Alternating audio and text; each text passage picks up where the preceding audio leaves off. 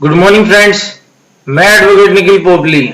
आज आपको इस वीडियो में बताऊंगा कि अगर आपने आईटीआर फाइल कर दिया है और अभी तक आपका रिफंड नहीं आया है तो उसके क्या सॉल्यूशंस हैं कि आपका रिफंड आपको जल्द से मिल जाए। तो चलिए आज की ये वीडियो स्टार्ट करते हैं। वीडियो स्टार्ट करने से पहले मैं आपको ये बताऊंगा कि रिफंड ना आने के बहुत सारे कारण हो सकते हैं। मैं आपको आज प्रैक्टिकल करके दिखाऊंगा कि आप क्या क्या चीजें हैं जो आप अपने इनकम टैक्स पोर्टल पर लॉगिन करके देख सकते हैं। अगर उसमें कोई प्रॉब्लम है तो उसको आप कैसे सही कर सकते हैं कि आपका रिफंड जल्दी से आपको मिल जाए। तो चलिए स्टार्ट करते हैं आज की वीडियो। ये मैंने जो पेज लॉगिन किया हुआ है हमारे इनकम टैक्स का पोर्टल है। सबसे पहले आपको क्या करना है, इस पेज पर जाकर अपने आप को लॉगिन करना है। अपना आईडी और अपना पासवर्ड डालकर आप सभी को इसमें लॉगिन करना है। आपकी आईडी आपको पता है, पैन नंबर होता है, पासवर्ड जो आपने रख रखा है। चलिए देखिए यहाँ पर मेरा अकाउंट लॉगिन हो चुका है। तो अब मैं आपको बताऊंगा कि आपको क्या चीज सबसे पहले देखनी है। देखिए यहाँ पर दिखा रहा है कि आपने 26 जुलाई 2022 को रिटर्न फाइल करी, 10 अगस्त को आपने रिटर्न वेरीफाई करी एंड 19 अगस्त को रिटर्न प्रोसेस हुई और 19 को प्रोसेस कंप्लीट भी हो गई। अब देखिए इस केस में क्या है कि मेरा 45,000 रुपीज रिफंड है। अब मेरी रिटर्न प्रोसेस भी हो चुकी है बट रिफंड अवेटेड है कि रिफंड अभी तक नहीं आया है। तो सबसे पहले तो हमें क्या करना है फ्रेंड्स, सबसे पहले हमें इस ऑप्शन में जाना है। ये ऑप्शन है बैंक अकाउंट के बारे में। यहाँ पर अपडेट का जो ऑप्शन है इस पर क्लिक कीजिए। बैंक अकाउंट के ऑप्शन पर आपको इसमें क्या चेक करना है, अपने बैंक अकाउंट से रिलेटेड प्रॉब्लम्स अगर कोई है तो वो आपको देखनी है। देखिए यहाँ पे 3 ऑप्शन है। एडिट बैंक अकाउंट, आपने जो ऑलरेडी ऐड कर रखे हैं वो, कोई अगर बैंक अकाउंट फेल्ड है वो, और कोई अगर आपने रिमूव किया है तो वो भी इसमें आएगा, शो होगा। तो चलिए फर्स्ट है, आपने जो बैंक ऐड कर रखा है। यहाँ पर देखिए मेरा बैंक है ऑलरेडी एडिड है। आपको इसमें क्या चेक करना है कि जो आपका बैंक है वो वैलिडेटेड है या नहीं है। अगर वो वैलिडेटेड है तो कोई प्रॉब्लम नहीं है, अगर वो वैलिडेटेड नहीं है तो आपको उसको वैलिडेट करना पड़ेगा। उसके पीछे रीजन क्या है कि पिछले कई दिनों में, कई टाइम में बहुत से बैंक हैं जो मर्ज हो गए हैं एक दूसरे में, इसलिए उनका सबका आईएफएससी कोड भी चेंज हो चुका है। और अगर आपने IFSC code income tax portal पर चेंज नहीं किया है तो आपका बैंक में रिफंड नहीं आ सकता। वो रिफंड पोर्टल पर ही पड़ा रहेगा, आपका डिपार्टमेंट के पास। आपका रिफंड बैंक में क्रेडिट नहीं होगा। आपको सबसे पहले अपना आईएफएससी कोड चेंज करके अपना बैंक प्रीवैलिडेट करना पड़ेगा, उसके बाद ही आपको रिफंड मिल सकेगा। और अगर आपका बैंक वैलिडेटेड है तो आपको ये चेक करना है कि आपने नॉमिनेट फॉर रिफंड पर क्लिक कर रखा है या नहीं। अगर आपने नहीं कर रखा तो ये आपको जरूर करना है। ये सबसे मेन चीज है, ये चीज जरूर याद रखिएगा। देखिए मेरा नॉमिनेट पर क्लिक था, मैंने वो हटा दिया, अब मैं दोबारा से कर रहा हूँ। ये 2 चीज जरूर चेक करनी है आपको कि आपका बैंक वैलिडेटेड है या नहीं है और नॉमिनेशन पर क्लिक है या नहीं है। ये 2 चीज देखने के बाद अगर आपने ये कर लिया है तो आपके पास ऑप्शन क्या है, इसमें 2-3 केस हो रहे हैं कि आपका रिफंड क्यों नहीं आ रहा। फर्स्ट ऑफ ऑल तो रिफंड का रीजन ये हो सकता है कि आपकी कोई प्रीवियस डिमांड खड़ी हो, उस वजह से रिफंड ना आ रहा हो, कहीं वो से एडजस्ट कर रहे हो, नंबर 1। नंबर 2, क्या पता रिफंड फेल हो गया हो किसी रीजन से। तो चलिए मैं आपको बताता हूं कि आप कैसे चेक कर सकते हैं कि आपकी कोई प्रीवियस डिमांड है या नहीं है। जैसे देखिए ये ऑप्शन है पेंडिंग एक्शंस, इसमें जाके आप रिस्पॉन्स टू आउटस्टैंडिंग डिमांड में जाइए। यहाँ पर आपको अगर आपकी कोई डिमांड होगी पहले की किसी भी साल की तो वो डिमांड आपको यहाँ पर जरूर शो हो जाएगी। तो देखिए इस केस में यहाँ पर कोई भी डिमांड पहले नहीं है, इसका मतलब कि ये रीजन नहीं है मेरे रिफंड का ना आने का। तो चलिए मैं आपको, अगर आपके केस में यहाँ पर अगर आपको कोई डिमांड मिलती है तो आपको पहले वो इनकम टैक्स डिपार्टमेंट से क्लियर करनी पड़ेगी, जब भी वो आपका रिफंड इस साल का सेटल करेंगे, अदरवाइज नहीं करेंगे। अब मैं आपको नेक्स्ट रीजन बताऊंगा कि अगर आपका जो रिफंड है वो फेल हो गया है किसी रीजन से तो उसको कैसे सोल्व करना है। तो सबसे पहले देखिए कि अगर आपका जो रिफंड है वो फेल हो गया है तो वो आप पता कैसे करेंगे। आप ई फाइल में जाकर व्यू फाइल रिटर्न्स में जाइए, जो आपने रिटर्न फाइल कर रखी है अभी तक। जब ये ऑप्शन ओपन हो जाएगा, ये आपको दिखाया कि आपने कौन कौन से साल की आईटीआर फाइल कर रखी है। जैसे देखिए मेरे पास सारी आ गई यहाँ पे 21, 22 की, 22, 23 की। अब इसमें देखिए, अब मेरे को देखना है कि मेरा रिफंड 22-23 का नहीं आया, तो इसमें आप साफ देख सकते हैं, इसमें दिखा रहा है कि रिफंड फेलियर, आपका रिफंड फेल हो चुका है। उसका रीजन क्या है, ये 19 अगस्त को फेल हो चुका है। ये अब अपने को क्या करना है, इसका रीजन क्या है, इसमें प्रॉब्लम क्या है, किस रीजन से ये फेल हुआ और हमें इसको सही कैसे करना है, इसका सोल्यूशन क्या है, वो मैं आपको बताता हूं। देखिए कैसे, कोई लंबा चौड़ा खेल नहीं है, सिंपल सी चीज है, मैं आपको बताता हूं। आप सर्विसेज में जाइए, सर्विसेज में आपको थर्ड ऑप्शन मिलेगा रिफंड री इशू का। ये रिक्वेस्ट आप लगा सकते हैं कि मेरा रिफंड मेरे को फिर से री इशू किया जाए। तो चलिए देखते हैं इसका आगे का प्रोसेस क्या है। आप रिफंड री इशू पर क्लिक कीजिए। इसमें आपके पास ऑप्शन खुल जाएंगे कि आपका कौन से साल का रिफंड है जो फेल हो चुका है। जैसे आप देख सकते हैं कि मैंने एक 2019-20 की भी रिक्वेस्ट सबमिट की हुई है, पहले 21-22 की भी की हुई है, 20-21 की भी की हुई है। ये मेरी पुरानी रिक्वेस्ट है जो मैंने सबमिट की हुई है। इन पर मुझे रिफंड मिल चुका है, वो मैं बाद में देखूंगा और आपको भी दिखाऊंगा। पहले मैं आपको दिखाता हूं कि अगर ये वाला रिफंड, मेरा इस साल का रिफंड फेल है, तो मैं ये कैसे ले सकता हूं। देखिए राइट साइड में आपको ये ऑप्शन दिख रहा होगा, क्रिएट रिफंड री इशू रिक्वेस्ट। यहां से आप अपनी रिक्वेस्ट री इशू की क्रिएट कर सकते हैं। आपको यहां पर क्लिक करना है, ये आपके सामने एक प्रीफेस खुलेगा। इसमें आपको दिखाएगा कि कौन कौन सी ऐसी आईटीआर है जिनका रिफंड अभी पेंडिंग है, उनके लिए आपने अभी तक कोई भी रिक्वेस्ट सबमिट भी नहीं की है। जैसे कि देखिए ये साफ दिखा रहा है असेसमेंट ईयर 2022-23 की मेरी जो आईटीआर है उसका रिफंड पेंडिंग है। एक्नॉलेजमेंट नंबर ये है और ये रिफंड मेरा फेल हुआ है। क्यों? टैक्स पेयर टू सबमिट री issue request by providing valid bank account detail. ये बता रहा है कि टैक्स पेयर को जो री इशू की रिक्वेस्ट सबमिट करनी है रिफंड के लिए, वो सही बैंक अकाउंट डिटेल डालकर करनी है। इसका मतलब ये बताना चाह रहा है मेरे बैंक अकाउंट डिटेल्स में प्रॉब्लम है। इस चीज को जरूर देखिएगा।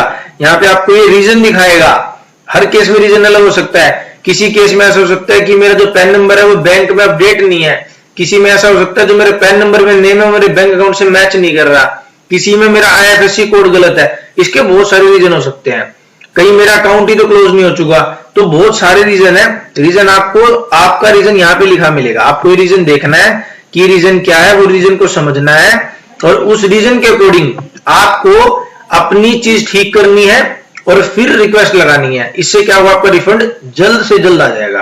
अब देखिए मेरे केस में क्या है कि मेरी जो बैंक अकाउंट है वो वैलिड नहीं है, ये दिखा रहा है। तो मेरे को क्या करना है इस केस में, आप ये जो लेफ्ट साइड में एक्नॉलेजमेंट नंबर के साइड में एक सर्कल है, देखिए यहां पर क्लिक कीजिए, कंटिन्यू पर क्लिक कीजिए।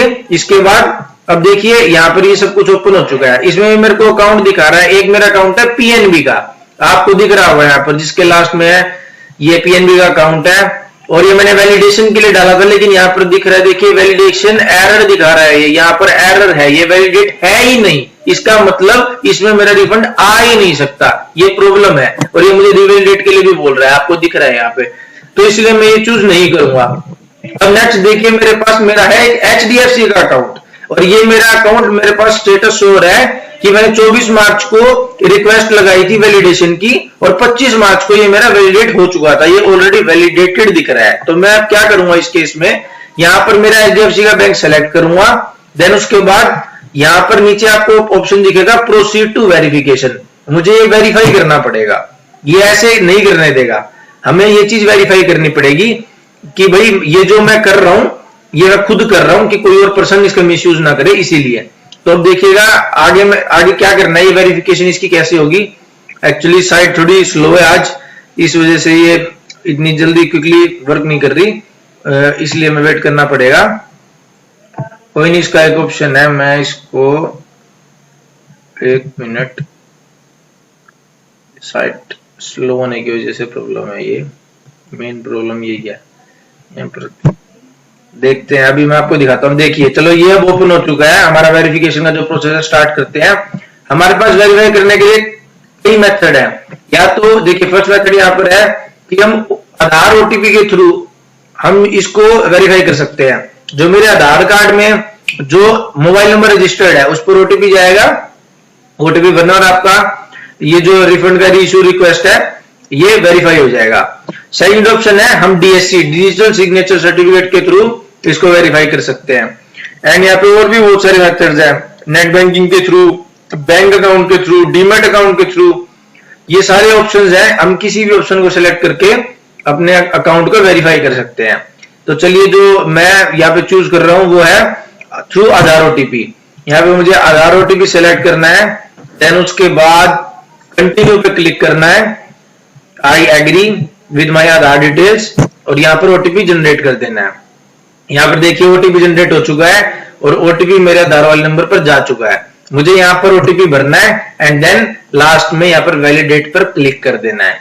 मेरी रिक्वेस्ट क्रिएट हो जाएगी और ये रिक्वेस्ट मेरी CPC मतलब डिपार्टमेंट के पास चली जाएगी कि मैंने रिफंड के लिए री इशू की रिक्वेस्ट क्रिएट की है।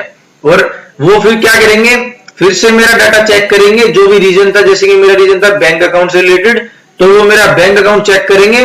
अगर उनको लगेगा कि मेरे बैंक अकाउंट की डिटेल अब सही है या फिर मैंने जो पहले बैंक डाल रखा था वो नहीं डाला है, दूसरा डाल रखा है, तो क्या होगा, वो मेरे बैंक में न्यू लगा लो मैक्सिमम 1 वीक टू 10 डेज आपके अकाउंट में रिफंड जरूर आ जाएगा। ये मेरी गारंटी है, क्योंकि लगभग केसेस में जितने मैंने अभी तक डाले हैं मेरे जितने भी क्लाइंट्स के, रिफंड इतनी वैसे तो विद इन 1-2 डेज आ रहा है, क्योंकि रिटर्न बहुत ज्यादा जल्दी प्रोसेस कर रहा है डिपार्टमेंट, बहुत अच्छे लेवल पे काम कर रहा है, लेकिन ज्यादा से ज्यादा हफ्ते 2 दिन में आपके अकाउंट में रिफंड क्रेडिट हो जाएगा। ठीक है, अभी मैंने आपको OTP डाला नहीं है क्योंकि एक्चुअली मेरे पास अभी आधार वाला फोन नहीं है तो क्लाइंट का, इसीलिए मैंने आपको जस्ट यहां तक बताया। इसके बाद आपको कुछ नहीं करना, वैलिडेट पे क्लिक करना है एंड देन आपका रिक्वेस्ट सबमिट हो जाएगा। चलिए मैं अब आपको बताता हूँ, ये 3-4 तरीके थे। आपको सबसे पहले अपना बैंक अकाउंट चेक करना है कि वैलिडेट है या नहीं है।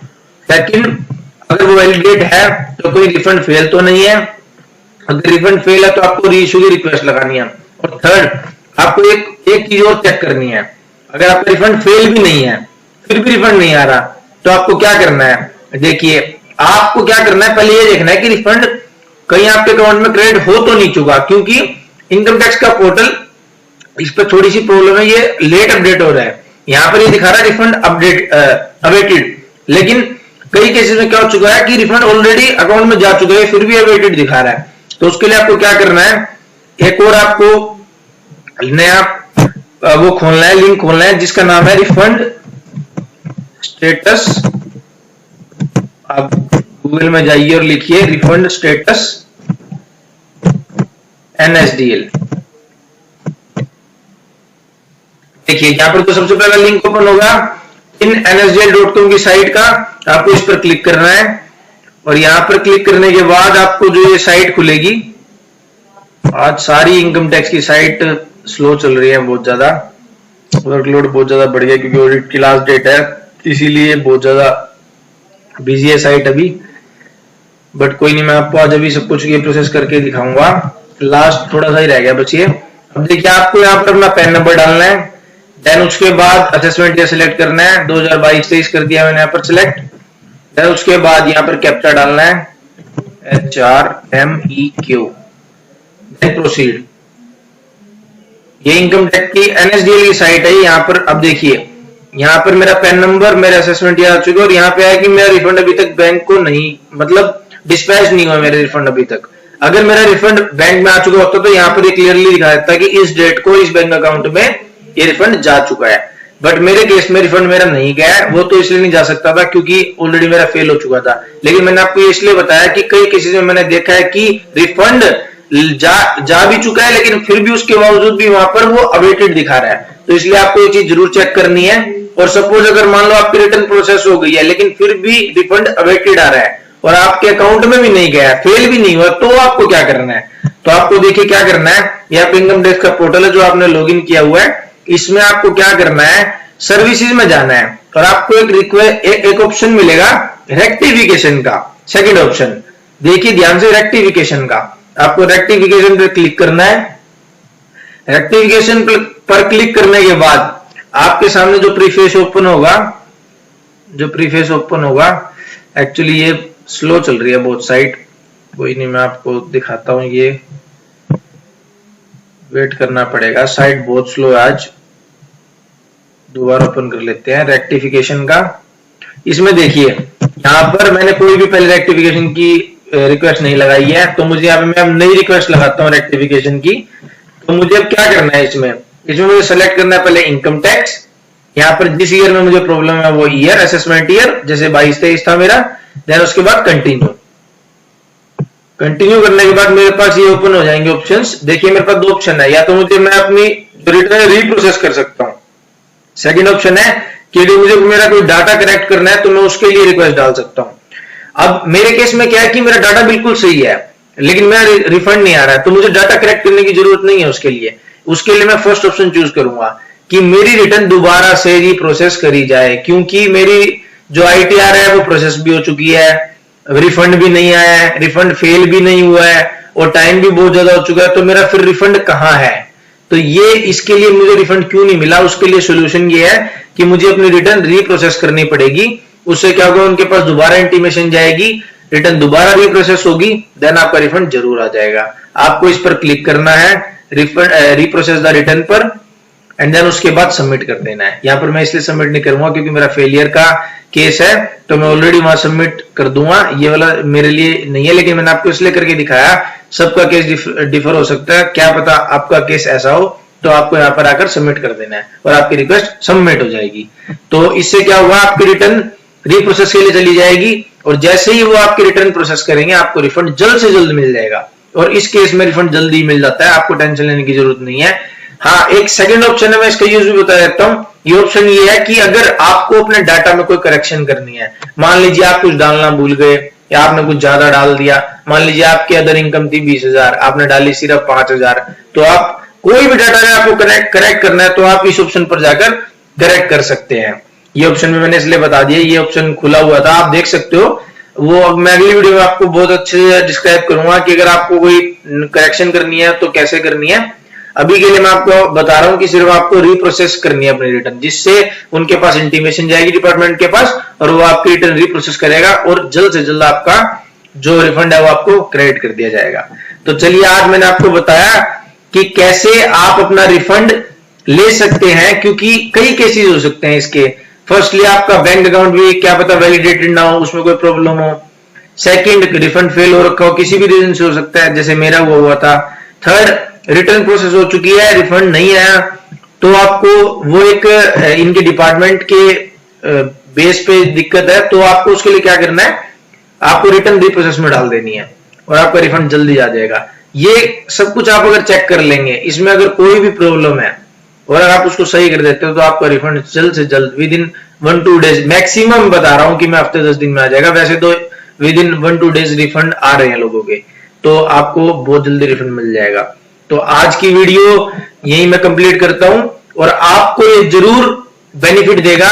जिसका किसी का भी रिफंड अगर नहीं आया तो वो ये वीडियो देखकर अपना जो रिफंड है वो फेल हुआ है अगर, या जो भी हुआ है, तो उसको सही करें और आपको रिफंड जल्द से जल्द मिल जाएगा। टेंशन लेने की कोई जरूरत नहीं है, रिफंड किसी और के अकाउंट में तो जा ही नहीं सकता और डिपार्टमेंट आपका रिफंड आपको जरूर प्रोवाइड कराएगा। तो इसके लिए कोई दिक्कत नहीं है। आप ये वीडियो देखकर आराम से अपने केस के अकॉर्डिंग आप अप्लाई कीजिए और आपको बेनिफिट जरूर मिलेगा, आपका रिफंड जल्दी से जल्दी आ जाएगा। तो चलिए, और अगर आप लोगों को हमारी आज की वीडियो अच्छी लगी हो तो हमारा चैनल इंडिया टैक्स सब्सक्राइब कीजिए, बेल आइकन को प्रेस कीजिए और ज्यादा से ज्यादा शेयर कीजिए ताकि लोग इसका बेनिफिट ले सके। सो थैंक यू आज के लिए।